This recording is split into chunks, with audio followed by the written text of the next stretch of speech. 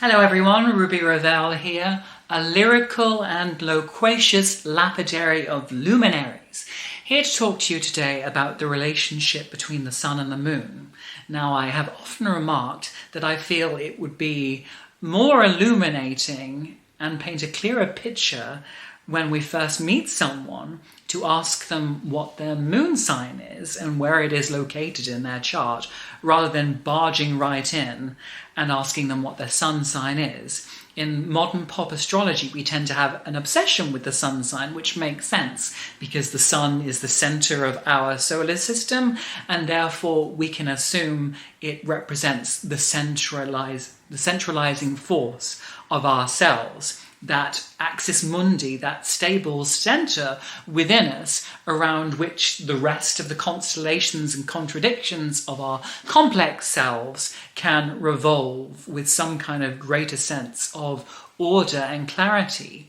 But to ask someone straight off the bat what their sun sign is, and to assume that will give you an accurate picture of this person that you are meeting and beginning to get to know, is grounded upon the fallacious assumption that that person has found that centralizing part of themselves, that they have discovered their identity and their purpose and who it is they are meant to heroically become.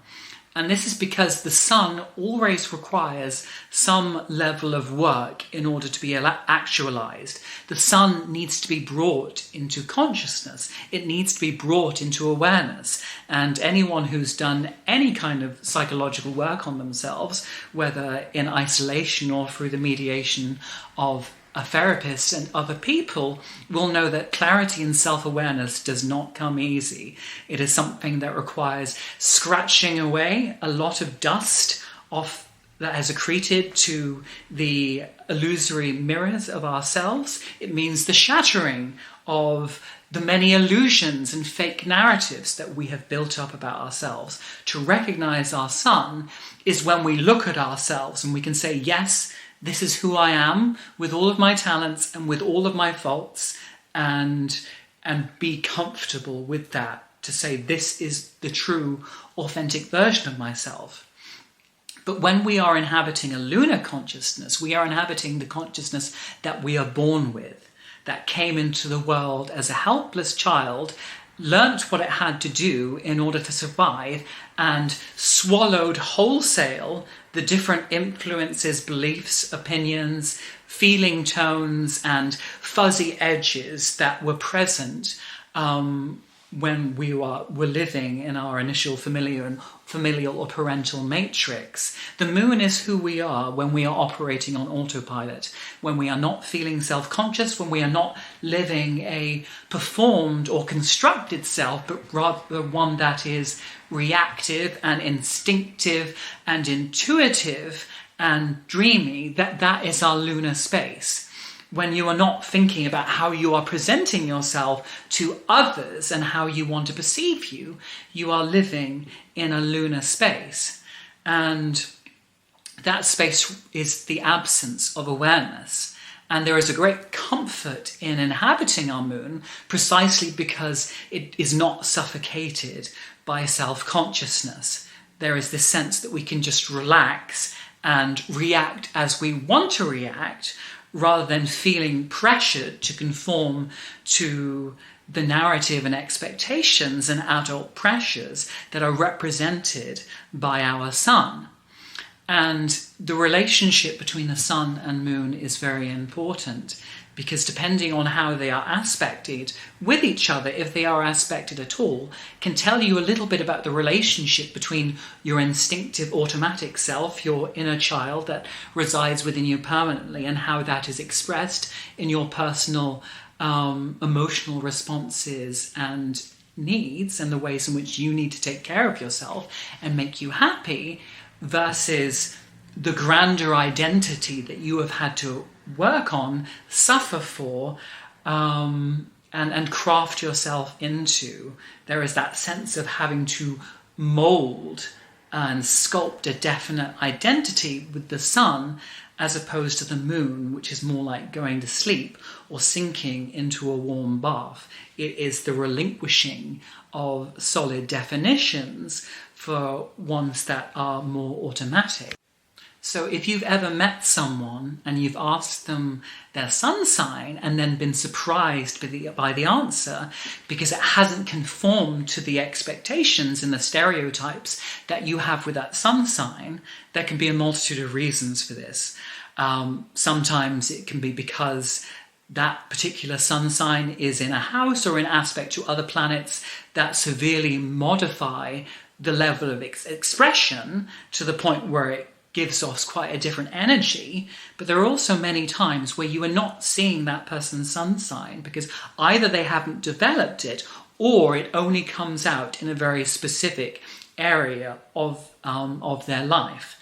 It's often been shown that our sun sign tends to conform with our vocation, with the jobs or the roles that we choose to play in this world. And there are many people for whom you will see their sun sign most clearly when they are at work or when they are embodying part of their greater aspiration of what it is that they feel they need to achieve whilst they are incarnate here as a human being.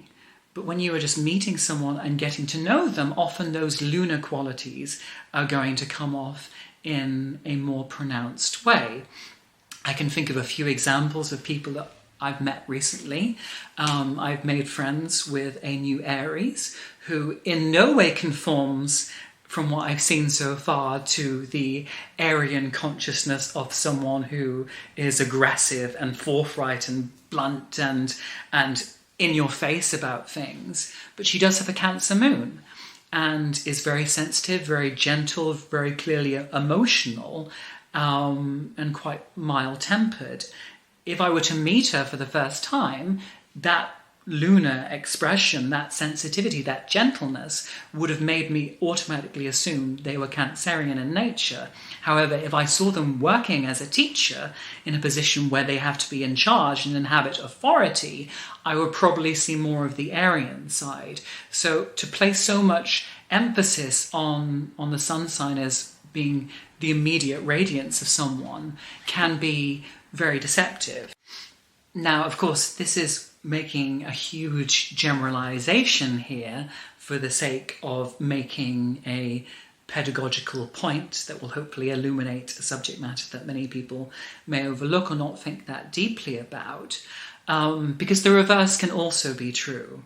And this is why I want to focus on the relationship between these two planets rather than settling into Erzat's assumptions. Because one represents our inner child and its needs, and the other the formation of a distinctive, separate adult consciousness, the balancing of those two different instincts and developmental pulls can be quite challenging. For some people it isn't. For some people their moon and sun seem to work in a wonderful tandem and synthesis and have enough overlapping needs and requirements that they can feed into one another and work together as a unit. But there are many people for whom who they feel they've born to be versus the pressure of what they feel they have to become in order to be an independent, surviving adult human being can tear them in wildly different directions. And that is going to be especially true usually of people who have their sun and moon in either a square or an opposite aspect. So the difficulty if your sun and moon are in some kind of tense aspect with each other is that there are going to be more times in your life where it is felt like the pull and the needs of these two different luminaries has been demanding you make a choice. And often when planets are in square or opposition to one another, we are more likely to go to extremes of choosing the one and neglecting the other until our neglect reaches such a degree that we can no longer neglect it anymore because we end up having some kind of breakdown or crisis, which makes us aware of the vitamin deficiency of the soul that we have been suffering. but we may go through long periods of actively ignoring one of those poles because of how reluctant we are to face something with which we feel uncomfortable. And I do want to emphasize how much this can go both ways. Even though I've talked about having to develop the sun and being naturally the moon, there are also many people I've met who've become so dedicated to developing their adult consciousness and to being a responsible, mature adult who lives up to certain aspirations or ideals or values that they have, that they end up killing their inner child. It ends up being devoured by Cronus in the myth, where he eats his own children. There is so much effort placed on that performative adult consciousness that there are few spaces left where the more instinctive needs of their inner child can adequately be met, and therefore they are more likely to project their lunar qualities on someone else. It's not uncommon, particularly for men, to project their lunar nades onto their partner so that their partner can be the receptacle and vehicle for their emotional life, so they do not have to be burdened with it, and vice versa. But of course, when we unconsciously project the attribute of one of our planets onto someone else so that they have to live a part of us that we are too afraid of embodying ourselves, is that it doesn't work in the long run. When someone is made to carry something that is not theirs and forced to live a role that isn't truly who they are so that they can be the scapegoat for someone else's psychological baggage, eventually there's going to be resentment. There's going to be resentment from the other person at being forced into a role or level of expectations that have nothing to do with who they are as an individual, simply because it meets that other person's need. There will come a point where we have to recognize that we are wanting someone else to carry that part of ourselves so that we don't have to go through the pain and suffering of having to inhabit that space ourselves. Now, the fact that the needs of our sun and moon can exist in such tension and antipathy with each other makes a lot more sense when we understand that the sun and the moon represent our parents. And very often, growing up, the message and the personalities and the energies that we get from our parents about how to live, how to behave, what we should believe in, how should we approach living, is not going to be the same. Sometimes, perhaps, if people have a sun and moon in sextile, they'll have parents who are quite different in many ways, but also have a unified, overlapping approach to things. If you have people who are born under the new moon, I often find this describes either when parents were so similar and so unified that they basically seem to represent a single-minded source, or one of the parents so dominated, oppressed, and controlled the other that their personality wasn't able to shine through and therefore became merely a shadow or a receptacle for the dominant parent. But generally we say that the sun symbolizes the father and the moon the mother. In other civilizations, the gender roles of the moon and the sun are reversed, and the moon becomes masculine and the sun feminine. In general, I find it's best with astrology never to make assumptions, but to always follow the evidence. There are many times where I've seen that the moon seems to describe the qualities of the father better, especially if the father has been the one who's been more responsible for providing emotional nurturance.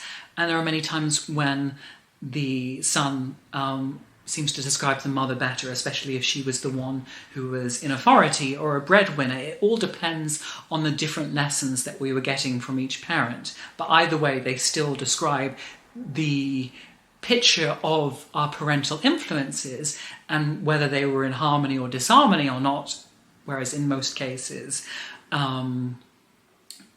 it's going to be somewhere in the middle, but particularly if you were born under the full moon or with the sun and moon in a square aspect with each other, your parents might have seemed like radically different people, and therefore the messages and influences and energies that you received from them were also radically different. And when you have two parents who might be trying to pull you and influence you in very different ways that don't seem to add up, it can take a long time to reconcile those differences. And some of us might prefer not to make that reconciliation at all. Very often in cases like that, it's very easy to have preferred or favoured and loved one parent and maybe rejected or cast out or looked down the other as being inefficient. Particularly if they were divorced or it was an acrimonious marriage, we are more likely to have sided with one parent over the other and therefore actively tried to develop the qualities of that parent that we saw in ourselves, whilst trying to reject and extirpate and dig up and root out anything that even reminded us, even slightly or vaguely, of our despised or less glamorous or heroically enchanting parent.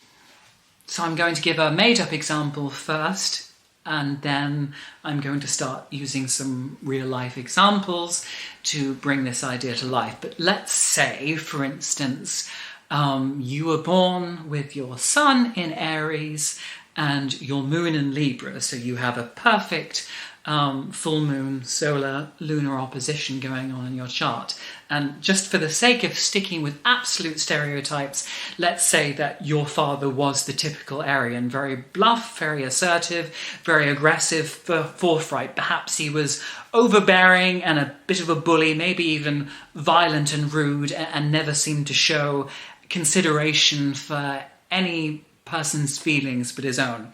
As a reference point, I'm not saying all Aryans are like this. I'm just, again, drawing on caricatures for the sake of making this made-up example easy. Let's say your mother, represented by the moon in Libra, seemed to be the absolute antithesis of this. Rather than matching his boldness and his aggression and forthrightness, she was much more diplomatic, reasonable, gentle, a bit more withheld and careful and modified in her feelings, even if she was definitely sensitive, very feminine, very Venusian in her external expression, perhaps very beautiful if the Aries father was a bit more rough and rugged and well-built and muscular, but also inclined to be more compromising and very considerate of other people's feelings. So if you were born up with that, you have two parents who are showing you radically different ways to live. The Aries sun father is saying, if you want to get forward in this life, you need to take the lead. You need to take the initiative. You need to do what you want, because worrying too much about other people and their feelings is only going to slow you down and prevent you from succeeding your goals and being the best that you were meant to be. The mother sends a different message. She says that if you go through life blundering around like that, you are going to hurt people, you are going to upset people, a lot of people won't like you. And one of the crucial survival mechanisms from the Libran point of view is that the more people who like you, who love you, who find you charming and agreeable and pleasant to be around, the more people will protect you and look after you and want to be near you. And there's the possibility of building up relationships. And rather than having to do everything for yourself, you find life is much easier when you can work alongside other people and share the responsibilities of living with them. So they've showed you very different approaches. Now again, growing up, we could have seen these parents in very different lights. We might have looked at the father, and even if he was a bit of a bully and aggressive at times, we still could have thought, yes, he was a strong man, he got things done, he achieved things, and when I grow up, I also want to be strong and achieve things and get things done and fuck anyone who gets in my way. And we might consider our mother and think, well, actually, she's a bit weak and pathetic and a pushover and spends so much time worrying about other people's feelings and all the different variable options on something that she is left in the paralysis of indecision and never gets anything done.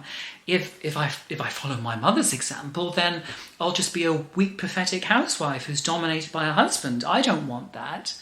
And then, of course, you can go completely the other way. You could look at your mother and you could see, you could idolize the fact that she was always so considerate and courteous, that she took care of people, that she was compassionate, that she looked after other people's feelings, that she had the breadth of mind to look at things from multiple angles. You might have admired the fact that she was poised, that she didn't get over emotional and have tantrums and make things explode, that she was someone you could trust, who you could speak to as a confidant, as a shared adult, who was beautiful and sophisticated and had a sense of culture and arts and what it takes to be a valued member of society.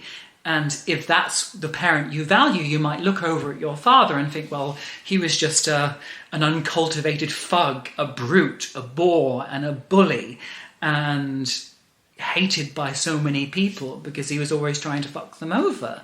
Do I really want to be like that guy? So there's that tension of influences then, of feeling like you have to choose between these two different things, when ultimately both poles still exist within you, whether you like it or not. So in this entirely imaginary example, we are then stuck with the conundrum of, how do I become myself and become an authentic person who chases and pursues and realizes their desires and lives unapologetically and authentically, whilst at the same time being someone who is considerate of the feelings of others and is willing to adapt and compromise themselves for the sake of building up harmonious relationships with others. Those two things do not have to be mutually exclusive, but sometimes when we experience a polarity like that, it can become much more black and white in our minds, and it can take a much longer time to find ways of living out both of these things. To some extent, the issue that I just mentioned of the pull to become oneself versus the pull to adapt and build up relationships with others is something all of us will feel. We all have a Mars and Venus that can be in conflict with one another, and we also have an ascendant and descendant axis that also pulls us in two different ways. But if you have an opposition like that, the sense of there being divisive forces within you is going to be much more strong.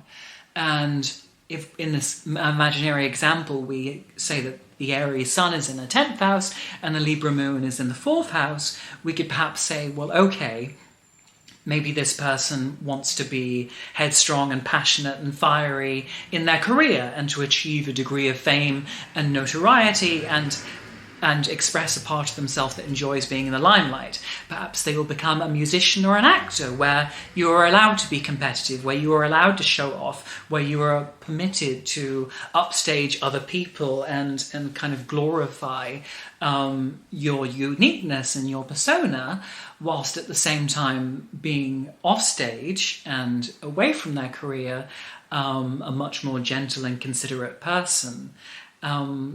It can often, with astrology, in terms of managing a relationship, not just between our sun and moon, but all of the different planets and angles, it's about figuring out where a specific part of us belongs, where a specific attribute of our personalities can most usefully express itself rather than going rogue.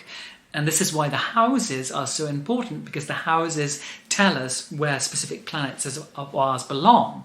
However, I have found that if a particular planet of ours isn't being acknowledged, if it isn't being expressed adequately, then it will seek revenge. And it will usually do this by meddling in the rest of our lives. It goes rogue, and rather than staying in the house where it belongs, it's a bit like a child who, because it's been neglected by its parent, starts following you around wherever you go, nagging you and screaming and wailing until you finally do something fucking about it to acknowledge the fact that it has needs that you are not nourishing within it. This revenge of the planets is particularly obvious in the case of the moon, because the moon represents our basic needs that we need in order to feel emotionally nourished and happy. And if those needs aren't met, it easily shadows over and brings chaos into the rest of our lives. It's a bit like being hungry. Being hungry and needing to eat to survive is a very basic need which we all share, unless you are one of these miraculous saints who, after experiencing some kind of shock, doesn't need to eat. It's not really relevant to the video, but it came out anyway. We all need to eat. We all need food. And what happens when you get hungry? The hungrier you get, the harder it is to deny the symptoms that are occurring in your body. At first, it might be something that you can stave off, but the hungrier you get, the more you feel weak, you feel tired, you feel moody, you feel grumpy, you feel restless. It starts affecting your mood and your behaviour. If it carries on long enough, you may eventually cease to function and require extreme medical intervention so that you don't die of starvation or malnutrition. Hunger prevents us. Not having our needs met prevents the rest of us from being able to function. So if you are starving, your personality, your aspirations, your loves and hates, your belief, your religion, all of those things go out the window because your mortal form is dying. And when an emotional need, an emotional hunger is not being fed, we behave in much the same way. We all need the capacity, when developing our solar consciousness, to be able to, and our Saturnine consciousness, to be able to temporarily put our needs to one side, to have that ability to defer gratification, but also defer a lot of basic maintenance things. There are always going to be times in our life where we have to exert extra discipline, where we have to put certain things on hold so that we can fulfill out the duties and responsibilities and tasks that we have on hand. So being able to push aside our emotions to fulfill a job, to fulfill a particular task, is something all of us will eventually have to develop to do. But if we get stuck in that solar and that Saturnine consciousness, where we've pushed our emotions and our childish needs to one side for such a long time, because actually when we repress our emotions, it makes a lot of things more easy. You think about the sun. The sun brings clarity. The sun brings light. It brings sunshine. When the sun is in the sky, we have daylight for long extended periods, unlike the moon, which is sometimes light, sometimes dark, but which you could barely read a novel by. There's a consistency of light and clarity we get when we are inhabiting solar consciousness, and that light is very fulfilling. It makes everything in our world make sense. When we develop our solar consciousness, it gives us that centralizing influence that I spoke to you about at the beginning of the video. It makes us feel strong. It makes us feel like we have a purpose. It makes us feel like we are living the person that we needed to be. So when our moon is on the side while we're being all big and responsible and adult and being fulfilled, and our moon is saying, well, actually, I have all these other needs that I really need you to take care of now that have nothing to do with what you're trying to achieve, it's easy just to tell our moon to fuck off, that it has no place in the evolutionary consciousness that we are working towards. But like that hunger, the more and more we reject our emotional needs, the more and more we experience a deep spiritual and emotional starvation that can eventually become so great that it prevents us from being able to function. And one of the reasons I felt inspired to make this video to begin with is because my own luminaries are very much in tension. And whilst I talk about us having that automatic lunar consciousness that we are born with, my sun sign, which many people in my life now may take for granted and see very visible evidence of, was something that I had to take a long time to develop, and which I resisted developing for a very long time as well, because, when we live our moon, it feels good, it feels comfortable, it feels like a very natural, organic, and effortless place of power. and the effort that our sun demands can be so consuming and so onerous and so forbidding, that it can be tempting not to develop it at all. You know, the sun demands that we discover our true individuality, and doing that is scary, because then if we do experience rejection, it becomes much more personal. And also, if the sun represents our aspirations, that wonderful point of celebrity we're hoping to achieve at the noonday of our lives, we're also reminded of the risk of failure. So it's tempting just to stay in the close, cozy nest of the moon and to forget about the development of the sun altogether.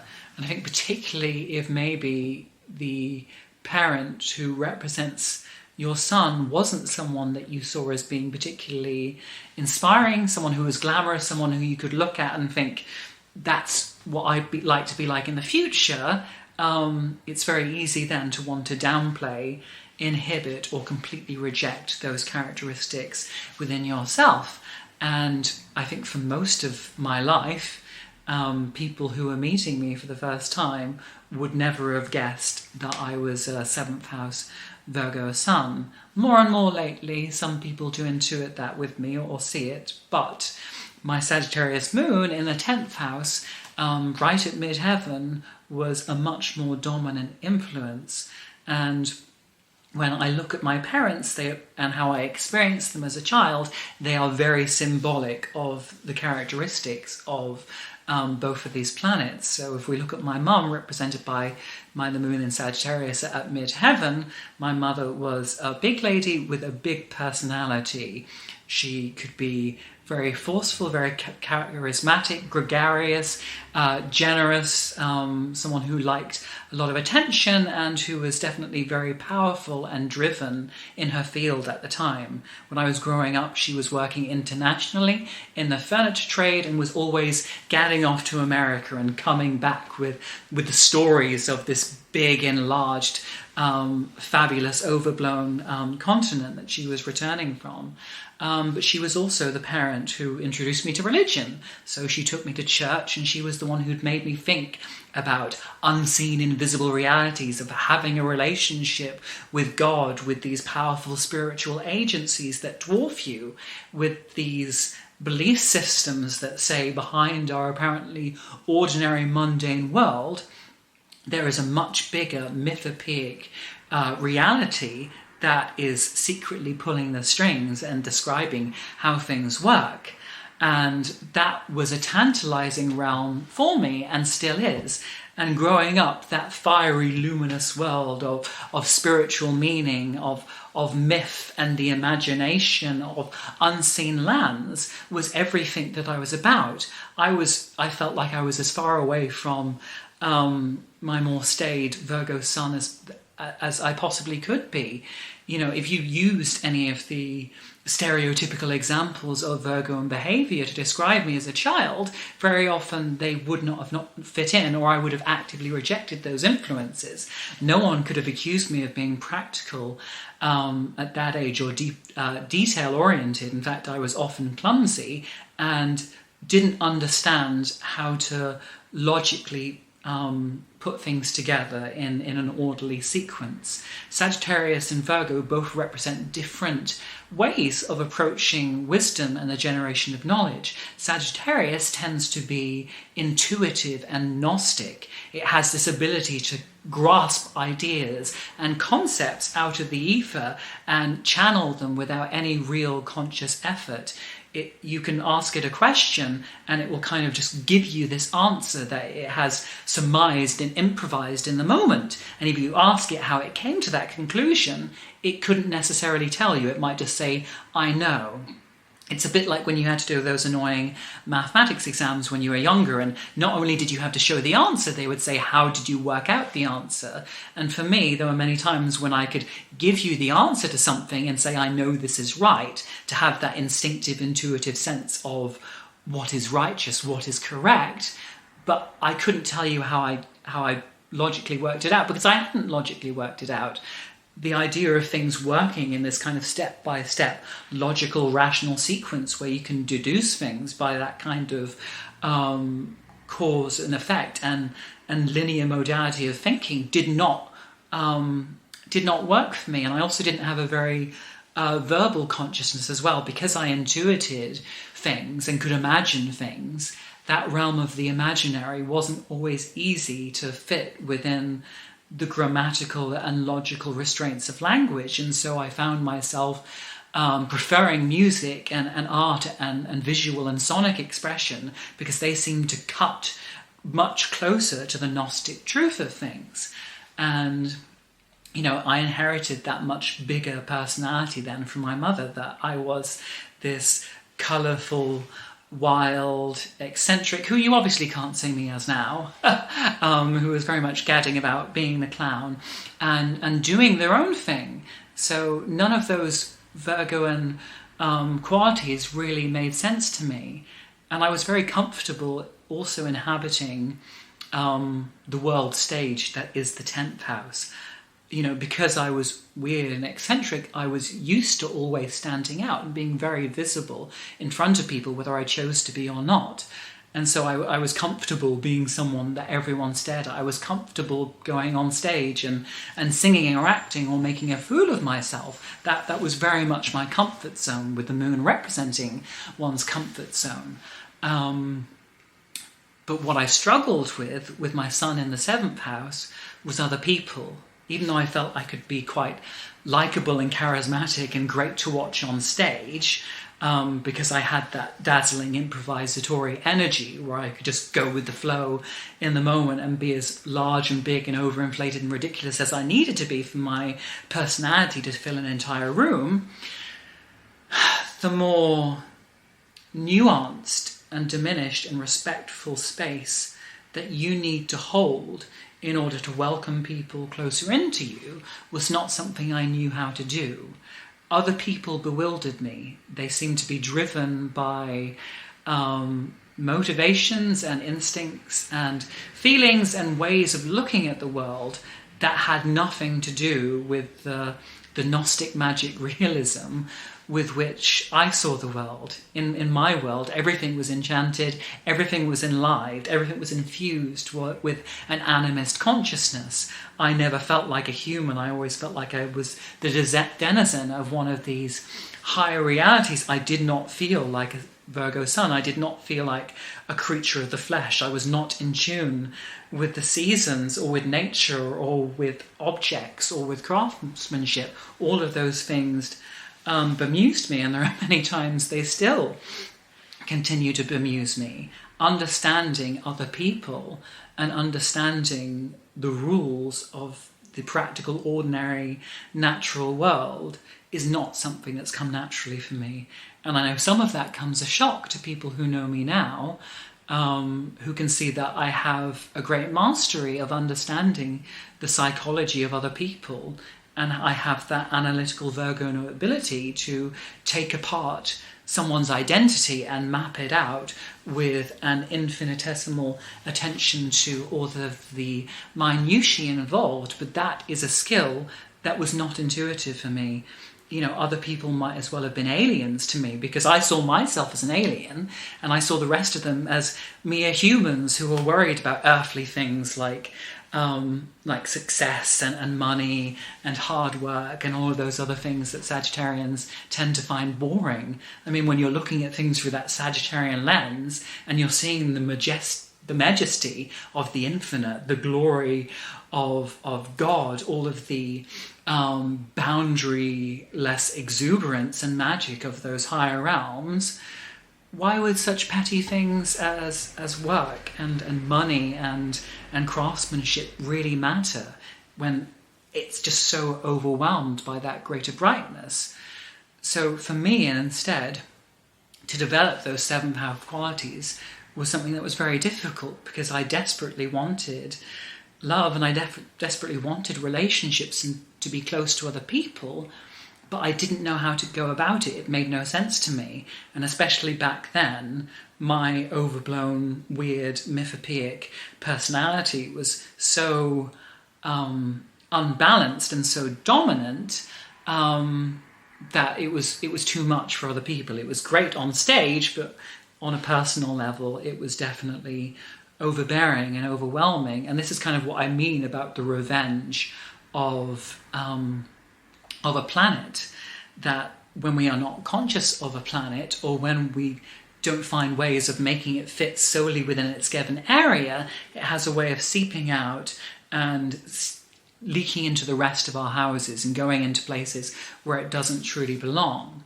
So for me, the only way I could eventually learn how I tried to solve the problem of wanting relationships and not knowing how to have them, was to treat other people like they were a species I was studying, that I was being an anthropologist and saying, okay, well, I don't intuitively and instinctively understand other people represented by the 7th house.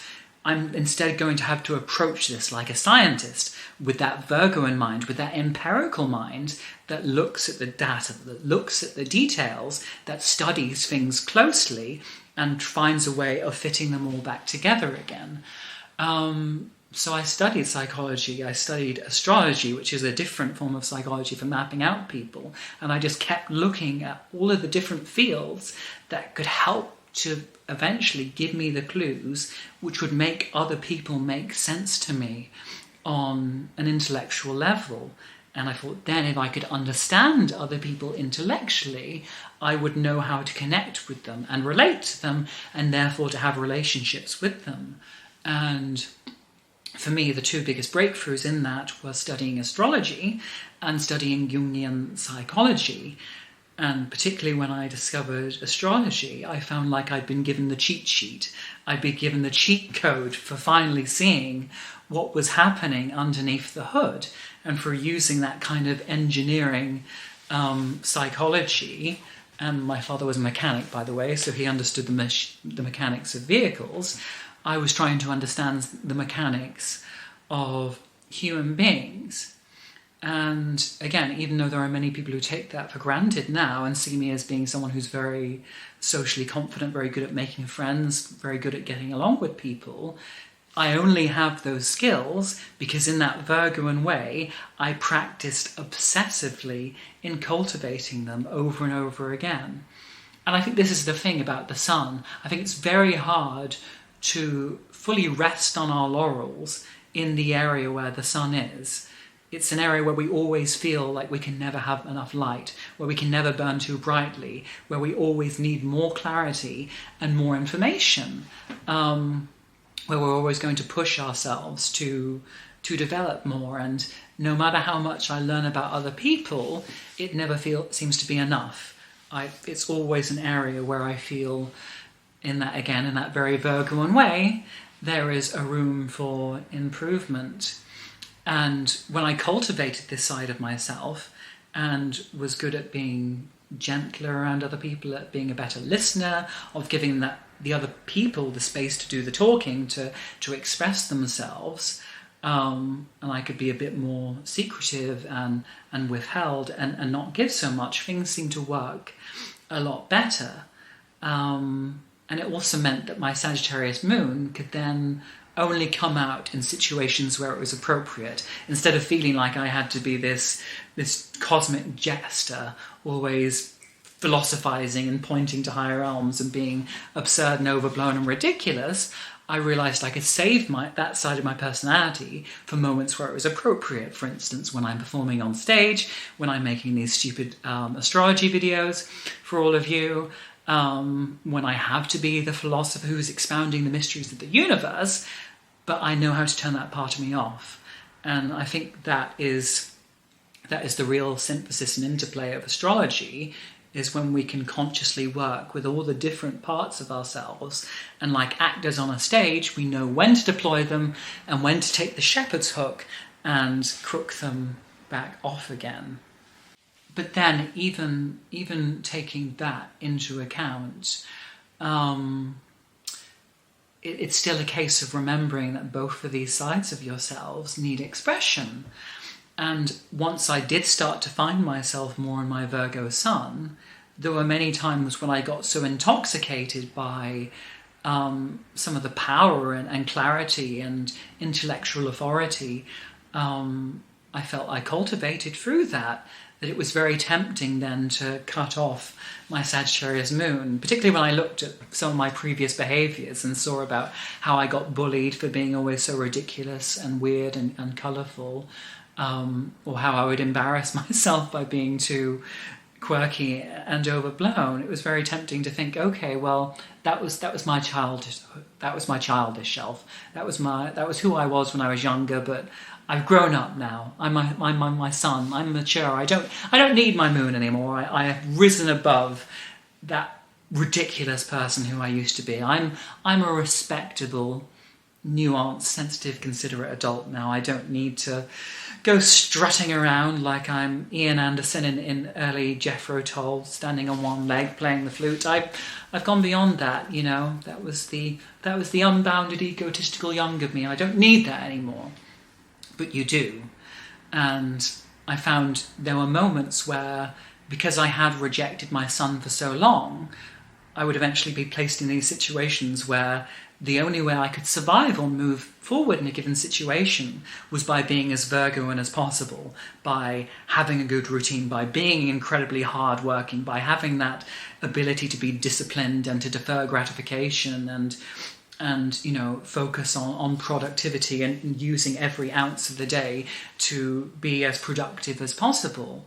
There were times in my life that forced me to do that, which was great. It was fantastic to be able to develop my sun sign and know how to turn it on and off again. But often during those times, they demanded so much of my Virgo sun that I had none of the freedom, none of the sense of adventure, none of the magic opulence and poetry of existence that my Sagittarius moon needs to be happy.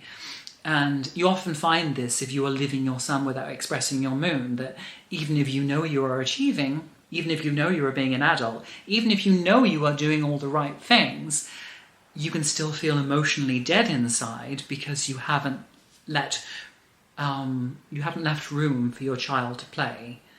And we all have different ways of playing, but without play, without magic and without meaning, without dreaming, life can just become a hollow ritual of repeated tasks that bear no greater relation to anything. So our sun and moon are always going to reflect each other in different ways. I think I've talked enough. Hope you enjoyed this video. Goodbye.